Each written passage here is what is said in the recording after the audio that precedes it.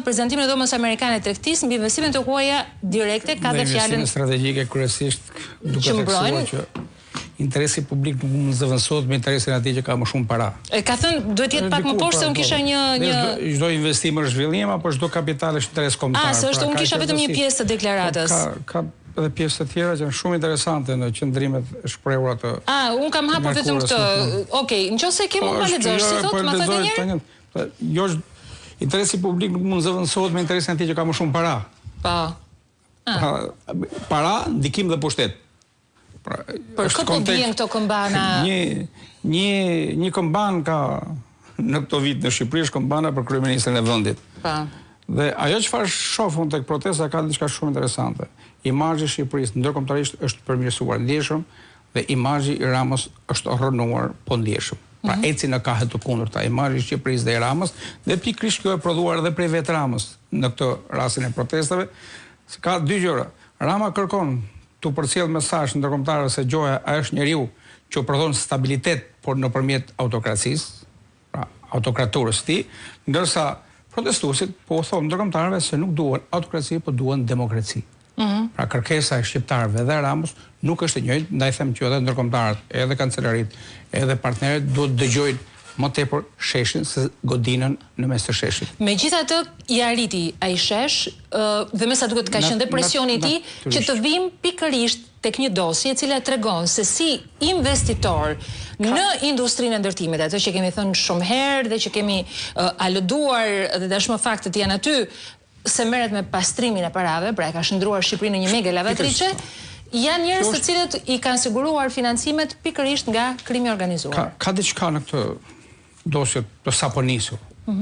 Ka disa gjëra që unë duke sjell në ndihmë dhe kujtesën e hershme me shumë informacion rreth asaj ngjarje, po shoh këtu. Kemi dosjen e Aksit, dosjen e Ballukut dhe Arubën, samitin, siç kemi thënë ne, por i thoshte edhe s'paku një lloj. Aty ka të panderur që janë të lidhur dhe me Aksin dhe me dosjen e Ballukut. Po. Atë kjo çështje duhet të jetë bashkëlidhur me ata. Janë të kryqëzuara. Por çfarë i mungon kësaj çështje sipas asaj që kam parë unë? Ndoshta struktura e posaçme ka njoftuar që është procedimi penal numër 278, 278 fraksion 1, mund të ketë fraksione të mëtejshme. Por kujtoj një thënie të një prej kryeministrave të Singapurit ka qenë ndoshta themeluesit kur thotë korrupsioni, krimi organizuar janë si shkallët, pastrohen nga lart. Ne tani nga lart tu mungon gjëja nga lart. Kishte ca ndërprerje aty. Ku janë? Kur flet por letërporosi dërguar në Spanjë, në Belgjik, në Francë, sikur janë informacionet e marrë në Itali dhe Gjermani, materiali që përcjell në vendimet e gjykatës thuhet që janë bërë takimet atje. Po. Në samiti kokainës. Janë disa samite, ëh? Disa samite. Po se janë bërë disa, se harta e Shqipërisë nuk dahet për 2 orë. Po. Kanë pas puna ata për të bërë. Dhe ka pasur thot funksionar të lartë shtetëror dhe autoritete politike. Këtu fiket automatisht pagu. Autoritete zyrtare apo politike? Funksionar të lartë shtetëror dhe autoritete politike. Të dyja. Tani këto dy fjali ka përcjell gjithë duke i shtrydhur pjesën tjetër. Vim tek informacionet që ne e kemi përcjell, po i përsërisim se janë të rëndësishme. Dosja i ka emrat e këtyre? Uaq, ka ç'e kemi të. Atëherë, janë të vetmet që nuk bëhen publike. Do t'i bëjnë dhe këta publike, sepse kanë marrë edhe kasetat, edhe pamjet, edhe emrat, i kanë marrë të gjitha. Mund të kenë ndoshta presioni i çuditshëm, nuk di pse nuk e fillon nga kreu, aty niset. Dhe vim tek informacioni, tek ajo dosja Black Eagle që referohet në strukturat e posaçme. Po. Tani tek Black Eagle, atje paktën ku është origjinali, nuk e di çka ndodhur me dërgesën, thuhet gjë shumë interesante. Dhe pyetja është, a është Edi Rama i përmendur aty? Po, sonila, është Edi Rama i përmendur atë dosje. Si është i përmendur? Në emër Edi Rama? Edi Rama që është kryeminist. Atëherë. Po. E kam thënë dhe e ritheksojmë sepse kujtesat mund të jetë nëna e Diez dhe baba i Mërzitis, por le ta shtoj. Aty thuhet ashtu qarë, që në një nga samitet, një orë me vlerë 400.000 euro e është dhuruar një ministri. Ora Edi Rama, e di kush e ka këtë orë? E ka ai, pyetja e parë. Se Edi Rama një nga ministrat është në kabinet. E ka një ministër tjetër? Shërbimet dhe prokuroria kanë vënë në dieni kryeministrin që një prej anëtarëve të kabineti sipas asaj dosje pas ka një orë 400.000 euro? Se nuk është shaka kjo. Është subjekt deklarimi tek e fundit. Vetëm kjo është pika ku ti e lidh me prezencën e Edi Ramës? Jo.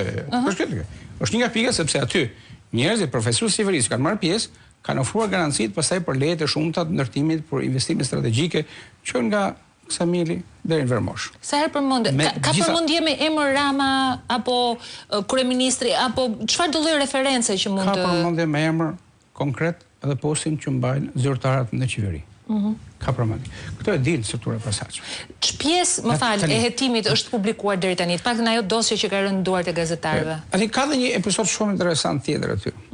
Kur në vendimet e gjykatës si përcjellën theksohet që toka tek Juvenili, pastaj pas stadiumit. Po. Në Tirana nuk është sa Kina ne s'po e hulumtojmë, se është edhe në qendër kjo mesele. Aty pas stadiumit është përpara këtyre godinave ambasadorë, është një pjesë tokë tjetër, që përmendën dhe emrat të familjes, se nuk e përmendën se nuk kanë faj në këtë përgjithësi. Parku i biçikletave. Parku i biçikletave. Po është një park tjetër kur është ndërtuar. Dhe aty prapë ndërpritet vazhdimësia e spaku, se thotë hetimi ndërlikuar i pa ndërlikuar. Pra ka disa njolla të cilat ata mund t'i zbardhin në 278 fraksion dyshi.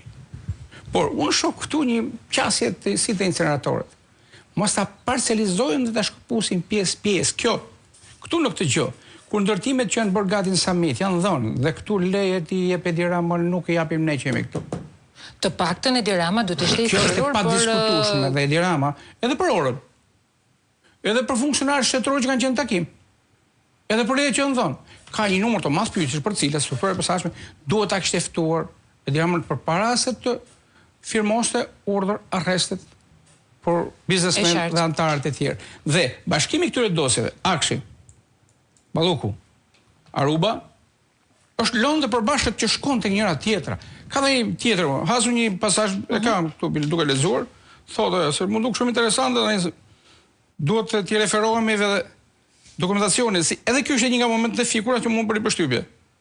Cila është? A lexoj aty që të jemi korrekt me tekstin. Patjetër. Është një pjesë e përgjimit që flasin të pandehurit e trafikut të drogës. Dhe thonë zotnia, atëherë, hajtë thot, dhe ti thona dhe Beles ta firmosi, ta i qafe sot o burë, mos t'i loj këshu. Kështu thuat. Dhe Bela që një Bel njifet që firmosi i manë varur këtë fortët, nuk e di ne Bel tjetër që o reston këtyre. Gjithsesi, duhet ta sqaroj strukturën e posaçme, cila është Bela, Por edhe kjo është, duke mbledh funksionarë shtetëror, Bela këtej, Rama ande, këtu ne kemi, dhe shqiptarët, pra, korrupsioni, trafiku, pastrimi parash, gjithë këto miliarda që qarkullojnë dhe firmosen nga trafiku kokainës, është edhe një pikë tjetër interesante që unë e kam vëzhguar në vëmendje, kam lexuar 300 faqe të kësaj historie, përveç arkivit që kam, edhe i padalen dhe një pjesë e tij, Artur Shehu. Akuza që nxjerr spaku thot pastrimi i produkteve dhe veprës penale, veprime të kryera në kuadër të grupit strukturar kriminal dhe organizacës kriminale. Kaq. Vinte le të porosit që belge, spanjolle, franceze që këta janë referuar edhe për të ndërtuar akuzën. Artur Shehu, Alfred Hamzaj, sipas të porosive pra spanjolle, belge dhe franceze, është i akuzuar prej tyre. Hamzaj është dënuar me 8 vjet burg në Belgjik. Procesi vazhdon, është i pambyllur ende. Akuzohen si 2 nga kretë e organizatës me 40 pandehur shqiptar dhe kolumbian për trafik ndërkombëtar kokaine. Tani, pyetja që bën kolegë gazetar, prokuror, gjykatës kushdo qoftë ky, qytetari thjesht. Po mirë, këtu, ky është një nga krerat e kësaj bande. Dhe më poshtë, po nga përgjigjet e marra nga hetuesit partnerët, thuhet që ky aktivitet ka sjell trafikun e tonelatave kokainë. Shqiptarë, se këta dhe groshme që janë duhet të qomin kam të pysim herë. Tonelatave kokainë. Këta tonelata kokainë që janë trafikuar, kanë pjellë miliarda euro. Bashkësamita si ti kanë darë në investime. Tani këtu mungon akuza për shehur për trafik droge. Është vetëm për pastrim parash. Ati është. Dhe thot, janë 2 drejtues organizatës që ka prodhuar trafikun e tonelatave kokainë. Pra është zvogluar edhe perimetri akuzës. Unë prapo shpresoj që struktura e posaçme këto peshat e rënda i ka rezervuar për 278 fraksion 2, 3, 4 apo X. Por kam frikë se kur në bëri fraksioni si duhet gjë, digjet makina, do e shtypa shpesh. Pra,